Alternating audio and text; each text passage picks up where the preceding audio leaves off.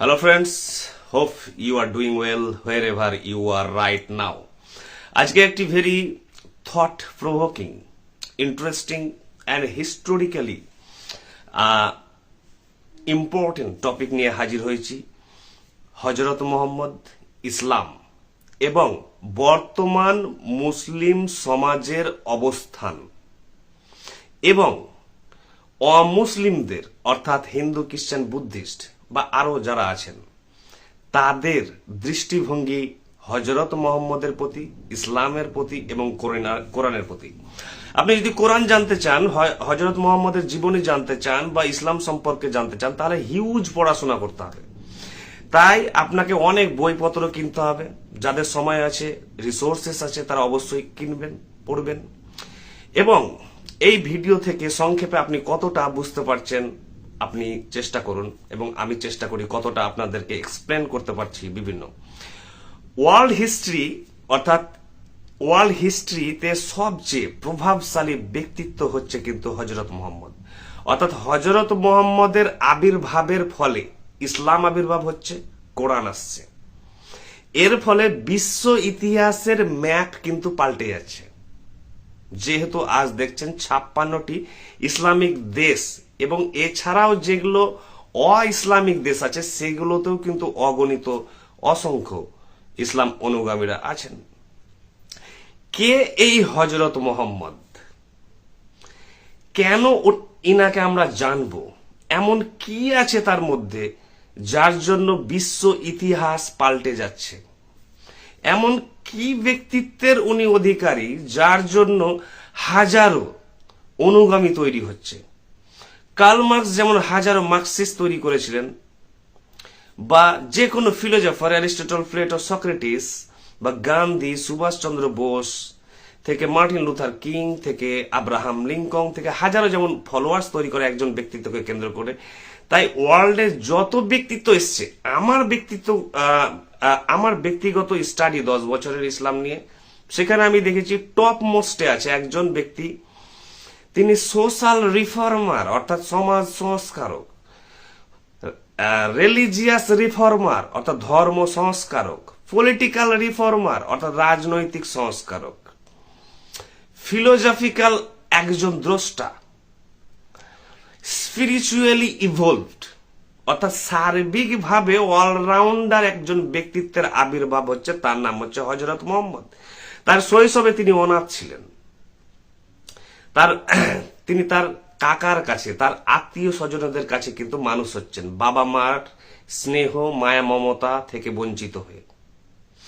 তিনি সৌদি আরবে শৈশব থেকে অর্থাৎ মক্কায় এটা দেখে বড় হচ্ছেন যে সেখানকার যে ইসলাম আসার আবির্ভাবের পূর্বে সেখানে জাহিলিয়ার যুগ চলছে। জাহিলিয়ার যুগ মানে হচ্ছে এজ অফ ডার্কনেস, অন্ধকার, অর্থাৎ দুর্নীতি, করাপশন।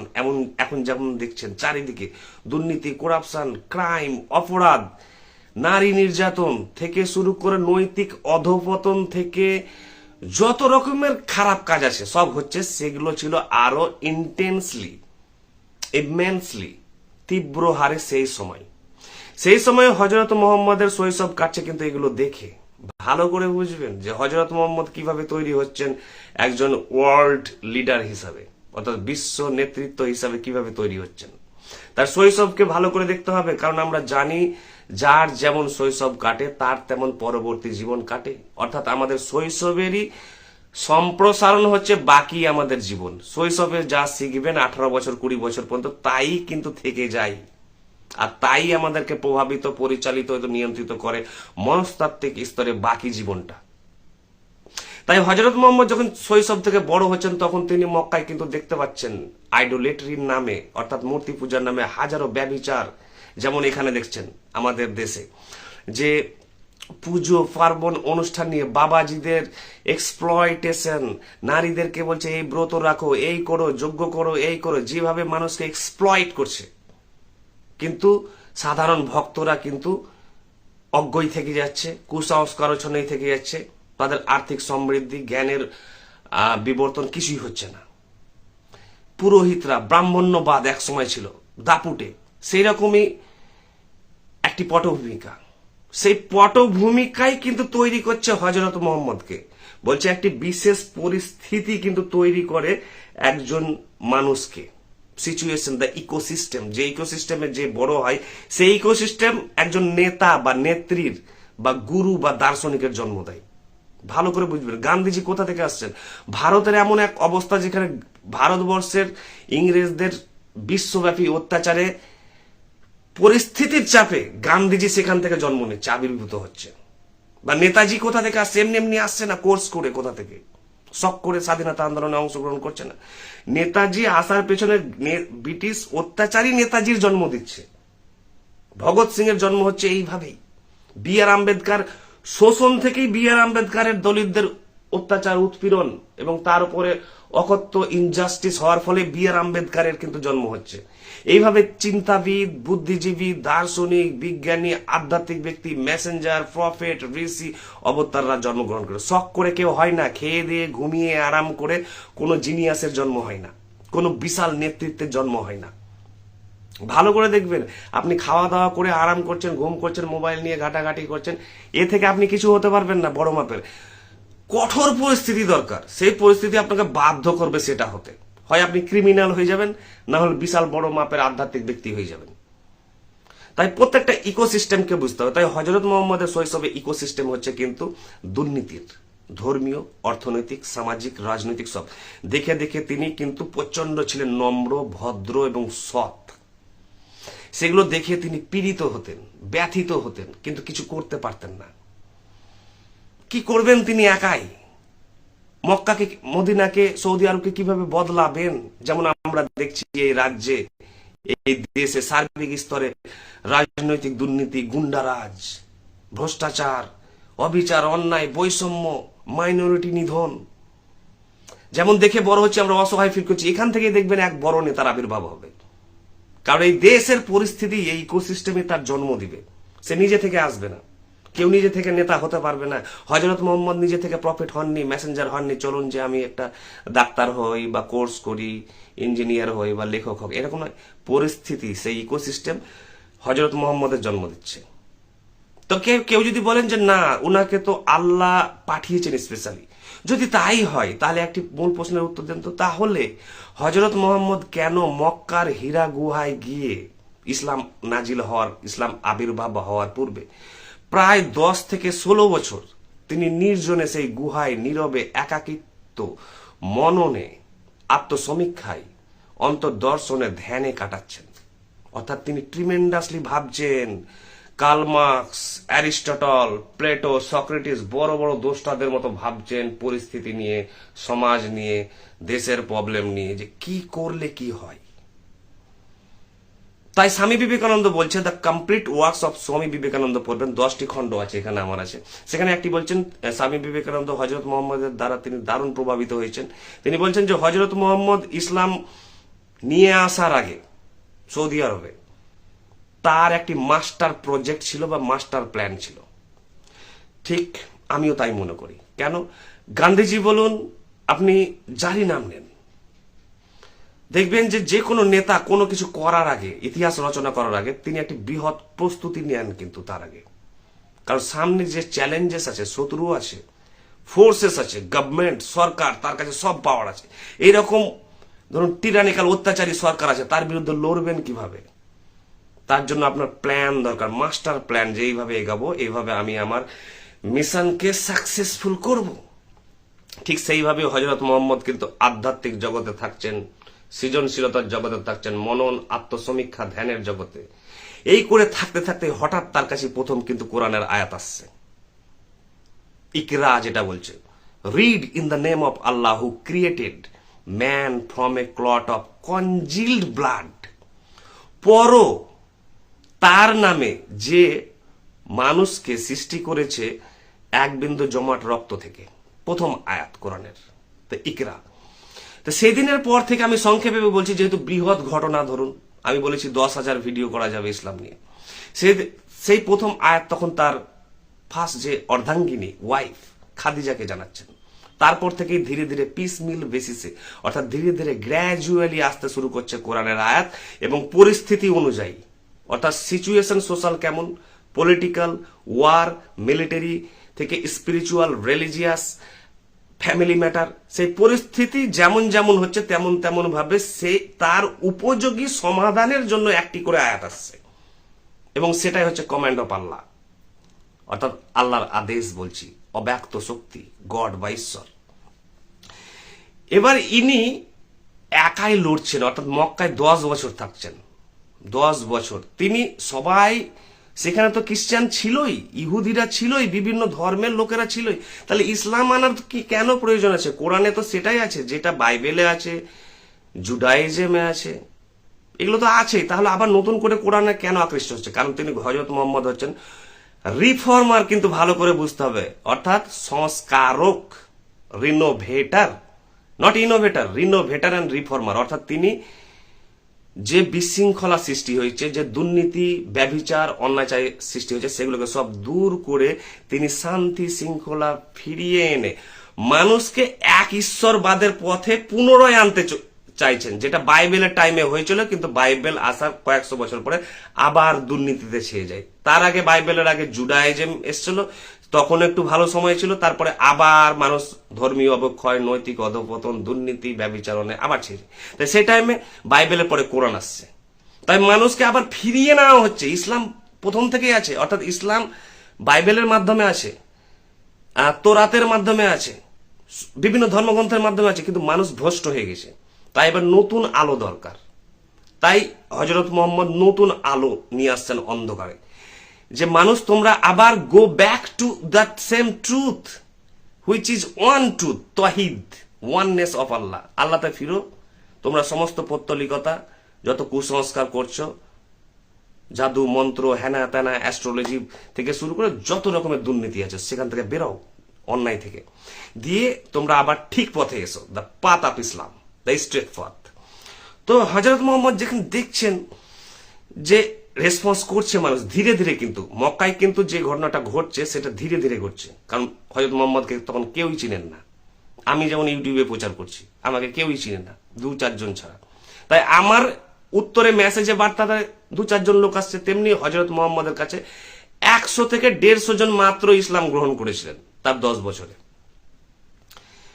এই 10 বছর যখন তিনি প্রচার করছেন, তখন তো তাকে ছাড়বেন না। যারা পৌত্তলিকতা বা বিভিন্ন ধর্ম পালন করে, তারা তো বিশাল বড় পাওয়ার, সব বড় বড় পাওয়ার নিয়ে বসে আছে, সব বড় বড় ডন সব। হযরত মুহাম্মদকে নিষেধ করছে, তুমি তোমার ধর্ম প্রচার করবে না, না হলে আমাদের ধর্ম বিজনেস, আমাদের যে ধর্ম ভাঙিয়ে খায়, যেমন ধরুন পুরোহিতরা খাচ্ছে, বিভিন্ন ব্রাহ্মণরা এক্সপ্লয়েট করছে, এদের বিরুদ্ধে যদি আমি ধর্ম প্রচার করতে যাই, বেদের এক ঈশ্বরবাদকে, তারা কিন্তু আমার প্রতিবাদ করবে, কারণ তাদের ব্যবসা নষ্ট হয়ে যাবে। আমি যদি অ্যাস্ট্রোলজারদের বিরুদ্ধে যাই, আমি যদি জ্যোতিষী, জাদুকর, তান্ত্রিক, মন্ত্র, এদের হেনাতানাদের বিরুদ্ধে প্রতিবাদ করতে যাই, তাহলে কিন্তু এরা আমাকে ছাড়বে না, কারণ ওদের তো ব্যবসা চলছে, উপার্জন হচ্ছে, বিশাল টাকা, পাওয়ার, শক্তি সবই পাচ্ছে। তেমনি হযরত মুহাম্মদকে কিন্তু কেউ ছাড়তে চাইছে না। বিভিন্নভাবে মৌখিকভাবে আক্রমণ, শারীরিকভাবেও আক্রমণ করার চেষ্টা করা হচ্ছে, যাতে হযরত মুহাম্মদ সে রাস্তা থেকে পালিয়ে যায় ভয়ে। কিন্তু হযরত মুহাম্মদ বলছেন, একটি হাদিসে আছে, এতটাই তিনি তার পথে বিশ্বাস করতেন, যেহেতু তিনি সত্যদ্রষ্টা, অর্থাৎ তিনি মহাবিশ্বের সত্যকে জানেন, ব্যক্ত অব্যক্ত রহস্যকে জেনে ফেলেছেন এই 10 থেকে 20 বছরের আধ্যাত্মিক সাধনায়। তার মানে তিনি একজন কিন্তু মানুষ। তাই তিনি কোরআনের একটি আয়াতে বলা হচ্ছে যে I am a man like you, আমি তোমাদের মতোই মানুষ, আমি কিন্তু অলৌকিক কোনো ব্যক্তি নয়, যেমন যীশু খ্রিস্ট ছিল বা অমুক ছিল, আমি একজন সাধারণ মানুষ। তার মানে সাধারণ মানুষ কেন কোরআনে তিনি দাবি করছেন? কারণ আমি সাধারণ মানুষ, কিন্তু আমার জ্ঞান বলে, অব্যক্ত শক্তির আশীর্বাদে এবং আমার আধ্যাত্মিক শক্তির বলে আমি কিন্তু তোমাদের চাইতে এক্সট্রা অর্ডিনারি, আমার চিন্তনের দিক দিয়ে, আমার অ্যাক্টিভিটির দিক দিয়ে। তাই হযরত মুহাম্মদ যখন প্রচার করছেন যে ইসলাম মক্কায়, তখন কিন্তু সবাই তাকে বাধা দিচ্ছে, তাকে মেরে দেওয়ার চেষ্টা করছে, কারণ তাদের ব্যবসা বাণিজ্যের ক্ষতি হচ্ছে। কিন্তু হযরত মুহাম্মদ কিন্তু সত্যের পথ থেকে, ইসলামের পথ থেকে কখনো পালাচ্ছেন না, কারণ সক্রেটিসও পালাননি তার সত্যের পথ থেকে। যুগে যুগে যীশু খ্রিস্টও পালাতে চায়নি, শেষে মরতে হয়েছে, মারা গেছে, ক্রুসিফাই হয়েছে, অ্যানাদার থিং। কিন্তু কেউ তার সত্যের পথ থেকে পালায় না। কার্ল মার্কসও তার সত্যের থেকে পালায়নি। কার্ল মার্কসের উপরে প্রচুর আক্রমণ হয়েছে, তখন যুগে যুগে নেতা নেত্রীদের উপরে যারা দ্রষ্টা রিফর্মার বিদ্যাসাগরের উপরও প্রচুর আক্রমণ হয়েছে, রাজা রামমোহন রায়ের উপরও প্রচুর আক্রমণ হয়েছে, শ্রী চৈতন্য মহাপ্রভুর উপরও প্রচুর আক্রমণ হয়েছে। তাহলে যে রিফর্মার হিসেবে আসবে, লোককে সঠিক পথে পরিচালিত করতে আসবে, যেমন আমার উপর আক্রমণ হচ্ছে, হিন্দু না হলে মুসলিম খেপে যাচ্ছে, যখন আমি হিন্দু হয়ে বলছে যে আপনি ইসলাম প্রচার করছেন তখন লোক খেপে যাচ্ছে। এরকম ভাবে তখনও ক্ষেপ্ত লোক। কখনো সত্য বললে, মানুষকে সঠিক পথে আনলে আপনাকে ছাড়বে না। কারণ মানুষের যে অন্ধবিশ্বাস না, গোঁড়ামি না, একঘেয়েমি, বায়াস না, হার্ট হয়। তখন তারা দেখছে এই লোকটা তো হিন্দু হয়ে ইসলাম প্রচার করছে, একে গালি দে, একে এই কর, ডিস্টার্ব কর, অমুক কর, ধমুক কর। তখনও হযরত মুহাম্মদকে, যীশু খ্রিস্টকে, গৌতম বুদ্ধকে, যুগে যুগে যারাই সত্য কথা বলতে আসবে এবং সত্যের পথে মানুষকে নিয়ে যেতে আসবে, তখনই আক্রমণ হবে। আপনি এখানে রাজ্য সরকারকে দেখছেন, কেন্দ্র সরকারকে দেখছেন, এদের বিরুদ্ধে যখনই আমি যাব তখনই আমার উপর আক্রমণ হবে। ঠিক একই যুগে যুগে গুলো হয়। কিন্তু হযরত মুহাম্মদ পালাচ্ছেন না। তিনি বলছেন একটি হাদিসে যে আমার এক হাতে যদি চাঁদ, এক হাতে সূর্য দিয়ে দেওয়া হয়, তবুও আমি কিন্তু এই পথ ত্যাগ করব না, সত্যের পথ, ইসলামের পথ। তাহলে ভাবুন কতটা তার সাহস, সততা, জ্ঞান এবং কনফিডেন্স যে আমি কিছুতেই যাবো না, মরে গেলেও আমি এখান থেকে সরবো না। তো সেইভাবে যখন ঘটনা ডেভেলপ করতে করতে এমনই পরিস্থিতি হচ্ছে যে তিনি মদিনায় যেতে বাধ্য হচ্ছেন। মদিনায় 13 বছর থাকতেন। তখন বাকি আয়াতগুলো, কোরআনের সূরাগুলো কিন্তু 13 বছর আসছে। তারপরে তিনি মক্কা এবং মদিনা জয় করছেন। বিভিন্ন অনেক ঘটনা আছে যেগুলো নিয়ে আমি পরে আলোচনা করব। তো এই হযরত মুহাম্মদ যখন কোরআন এস্টাবলিশ হয়ে যাচ্ছে, এবং কোরআন কিন্তু হযরত মুহাম্মদের জীবিত কালীনে কিন্তু সম্পাদিত হয়নি, অর্থাৎ আয়াতগুলো বিভিন্ন ধরুন গাছের ছাল, বিভিন্ন ধরুন যেভাবে প্রাচীন যুগে, মধ্যযুগে থাকতো, লেখা থাকতো, বিভিন্ন কিছুতে লেখা থাকতো, লিখে লিখে আয়াতগুলো তিনি বলতেন। তিনি নিজে লিখতেন না, তার সাহাবীরা যারা খুব প্রচন্ড শিক্ষিত ছিলেন, লিখতে পড়তে জানতেন, তারা লিখতেন। তারপর ওনার মৃত্যুর কয়েক বছর পরে কিন্তু কোরআন সম্পাদিত হচ্ছে। তারপরে সেই কোরআনকে কেন্দ্র করে এবার ভাবুন সারা বিশ্বে কিন্তু চলছে তার প্রভাব, এবং বিশ্ব ইতিহাস, পলিটিক্স, রাজনীতি, ইকোনমিক্স সব বদলাতে শুরু করছে। একজন মানুষ মাত্র, একজন মানুষের কি ক্ষমতা, কি সততা, কি সত্য তার মনোভাব, কি তার কনফিডেন্স, কি তার সাহস, কি তার জ্ঞান, যে একজন মানুষের দ্বারা হাজার হাজার মানুষ প্রভাবিত হয়ে যাচ্ছে। সেই লোকটা ভুল হতে পারে? হতে পারে না। ভুল লোকের দ্বারা প্রভাবিত যদি হয়ও, কেউ যদি অনুগামীও হয়, কেন সাময়িক জন্য সমস্যা, যেমন হিটলারের দ্বারা প্রভাবিত হয়েছিলেন অনেকে, কিন্তু হিটলার মারা গেছে, ওরা অনুগামীরা কিন্তু আর নেই। কিন্তু Hazrat Muhammad, Karl Marx, Gandhiji, Netaji Subhas Chandra Bose, Socrates, Aristotle, Plato থেকে শুরু করে এদের অনুগামীরা থেকে গেছে। কারণ যারা সত্যের পথে যাবে তাদেরকে লোক আজ হোক কাল হোক ধীরে ধীরে বুঝতে শুরু করবে, তখনই তাদের ভিড় হবে। আর এই হযরত মুহাম্মদের ব্যক্তিত্ব এতটা ম্যাগনেটিক, চুম্বকের মতো, জ্ঞানের দিক দিয়ে, উপলব্ধির দিক দিয়ে, জাস্টিসের দিক দিয়ে, ন্যায় পরায়ণতার দিক দিয়ে, যে সবাই লোক ইনার প্রতি আকর্ষণ হচ্ছে, যে লোকটা পারফেক্ট মডেল টু ফলো। তাই সবাই কিন্তু তাকে ফলো করতে শুরু করলো। আর তাকে ফলো করাই মানে হলো কোরআন, অর্থাৎ কোরআনের যা অ্যাক্টিভিটি আছে, কথাবার্তা আছে, স্পিরিচুয়ালিটি আছে, দর্শন আছে, তাই হচ্ছে হযরত মুহাম্মদের জীবনে প্রতিফলিত হয়েছে। আর তাই হচ্ছে ইসলাম আর হযরত মুহাম্মদ, এই তিনটে ওয়ার্ড, ইসলাম, কোরআন এন্ড হযরত মুহাম্মদ, এই তিনটাই হচ্ছে ইন্টারচেঞ্জেবল ওয়ার্ডস। তাই হযরত মুহাম্মদ বিশ্ব ইতিহাস রচনা করলেন। তিনি যদি সত্যবাদী না হতেন, যেমনটা অমুসলিমরা হাজারো নিন্দুক আছে, সমালোচক আছে, কুৎসাকারী আছে, ক্রিটিক আছে, নাস্তিক আছে, তারা বলেন, যুদ্ধের বিভিন্ন খাপছাড়া আয়াত নিয়ে বলেন যে হযরত মুহাম্মদ এই দেখো যুদ্ধ করেছে, এই দেখো একে মেরেছে। তাদের প্রত্যেককে আমার বলা থাকছে যে আপনারা আমার ফেসবুকে টুকটাক পোস্ট না দিয়ে আপনি আমার ফেসবুকে ডাইরেক্ট আসুন, ইসলাম নিয়ে আলোচনা করতে, হযরত মুহাম্মদ নিয়ে আলোচনা করতে। আমার ফেসবুক লাইভে আসুন, ইউটিউবে আসুন। আমার ইউটিউবের নাম হচ্ছে মেটা উইজডম। সবাইকে চ্যালেঞ্জ থাকলো, পৃথিবীর যত নাস্তিক আছে বারবার শুনে নেন, অনেক আমাকে বারবার বলছেন বিভিন্ন নাস্তিকের নাম, আমি বারবার বলে দিচ্ছি, পৃথিবীতে যত বড়ই নাস্তিক আছে, সে দার্শনিক, বিজ্ঞানী থেকে স্কলার থেকে, প্রত্যেক নাস্তিককে আমার চ্যালেঞ্জ থাকছে, ইসলাম বিদ্বেষীদের চ্যালেঞ্জ থাকছে, যে হযরত মুহাম্মদ বা কোরআন বা ইসলামকে কোথাও যদি ভুল প্রমাণ করতে পারেন, অর্থাৎ ভুল মোরালি হতে পারে, নৈতিকভাবে হতে পারে, সোশ্যালি হতে পারে, পলিটিক্যালি হতে পারে, ফিলোসফিক্যালি হতে পারে, সায়েন্টিফিক্যালি হতে পারে, বা যে কোনো প্যারামিটার দিয়ে যদি আপনি ভুল প্রমাণ করতে পারেন, তাহলে অবশ্যই আপনি আসবেন। না টুকটাক কোট দিবেন না এখানে একটা আয়াত তুলে, হাদিস তুলে মানুষকে বিভ্রান্ত করার জন্য। যদি সত্যিকারে পড়ে থাকেন তাহলে অবশ্যই আসবেন। তো হযরত মুহাম্মদ যদি প্রকৃত অনেস্ট লোক না হন, প্রকৃত জ্ঞানী ব্যক্তি না হন, তাহলে এত হাজার হাজার অনুগামী কোথা থেকে হলো? সব ভুল পথে আছে। ভুল জিনিস প্রকৃতির নিয়মে বেশি দিন থাকে না। হিটলার বলুন, যে কোনো ভিলেনের নাম বলুন আপনি, ভিলেনের রাজত্ব বা হিটলারের রাজত্ব ওই সামান্য থাকে কয়েক বছর, তারপর নষ্ট হয়ে যায়, কিন্তু সত্য চিরকাল থেকে যায়। তাই এই হযরত মোহাম্মদ হাজারো ফলোয়ার্সের জন্ম দিলেন সারা বিশ্বে। একজন সাধারণ লোক, যিনি, যার বাবা মা নেই, অনাথ একটি ছেলে, পড়াশোনা জানে না, তিনি কোন সাধনা বলে এই অসীম জ্ঞানের অধিকারী হলেন, তা কিন্তু একটি বিস্ময়। এই বিস্ময় থেকেই কিন্তু আমি কোরআন পড়া শুরু করেছিলাম আজ থেকে প্রায় 15 বছর আগে। যে কি এমন আছে এই ব্যক্তিত্বের মধ্যে, যে ব্যক্তিত্বের বিরুদ্ধে প্রচুর শত্রু, আবার প্রচুর এর পক্ষে প্রশংসাকারী আছে। কে এই লোকটা? এত বিস্ময় কেন লোকটাকে নিয়ে আমাকে জানতেই হবে। তারপরে আমি প্রায় 10 বছর কাটিয়েছি এই ইসলাম নিয়ে।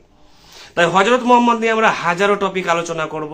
হযরত মোহাম্মদকে অনেকে বলেন, আরো দুই একটি কথা বলে দিই আপনাদের জন্য, যে হযরত মোহাম্মদের একাধিক ওয়াইফ ছিল। আমি এর আগের দুটি ভিডিওতে বলেছি যে একাধিক ওয়াইফ অর্থাৎ পলিগ্যামি তখনকার একটা প্রথা ছিল। সেটা শুধু সৌদি আরবের নয়, আপনি সারা বিশ্বেই দেখবেন বহু বিবাহ প্রথা ছিল। আপনি মহাভারত রামায়ণ থেকে দেখবেন যে একটা রাজার একাধিক বউ। এগুলো কোনো কথা মানে কোশ্চেনই হওয়া উচিত নয়। অর্থাৎ সেই সময়, তৎকালীন সময়ে এটা ল ছিল। এখন ল যেমন একটা, মিডিয়েভাল যুগে একটা ল, প্রাচীন যুগে একটা ল। তাই আপনি যদি এগুলো বুঝতে চান সোশ্যাল জিনিসগুলো, তাহলে আপনাকে তখনকার সোশ্যাল কনটেক্সট বিচার করতে হবে। তখন লোকের তো কেউ নিন্দা করেনি হযরত মোহাম্মদকে, কারণ প্রত্যেকেরই তো একাধিক ওয়াইফ ছিল। তা সেটা আবার এখন কেন সমস্যা হলো? এখনকার আইন দিয়ে মক্কার আইনকে মাপবেন, বিচার করবেন, সেটা তো ভুল ধারণা। এবার কেউ বলছে যে বাল্য বিবাহ ছিল ওনার। বাল্য বিবাহ কার ছিল না? যুগে যুগে ছিল। গান্ধীজি থেকে শুরু করে হাজারো লোকের বাল্য বিবাহ ছিল। বাল্য বিবাহ তখনকার পার্ট। এখন তো বাল্য বিবাহ বন্ধ, কারণ ল তো যুগে যুগে চেঞ্জ হয়, কনস্টিটিউশন যুগে যুগে চেঞ্জ হয়, সোশ্যাল কাস্টমও চেঞ্জ হতে থাকে, বিবর্তন হতে থাকে। সেগুলো তো হয়েছে। সেই সময় কোনো লোক বলেনি হযরত মোহাম্মদকে তিনি বাল্য বিবাহ করেছেন বা একাধিক বিয়ে করেছেন। তখন তো লোক মেনে নিয়েছে, কারণ তো ওটা নর্মস। সোসাইটির যখন যেটা নর্মস হবে, লোক অবজেকশন করবে না। এখন যেমন আমার একটি বউ আছে, আমি যদি 10টি বউ বিয়ে করি তাহলে লোকে কিন্তু নিন্দা করবে, কিন্তু সে সময় তো করেনি। তার মানে এটা স্বাভাবিক ঘটনা ছিল।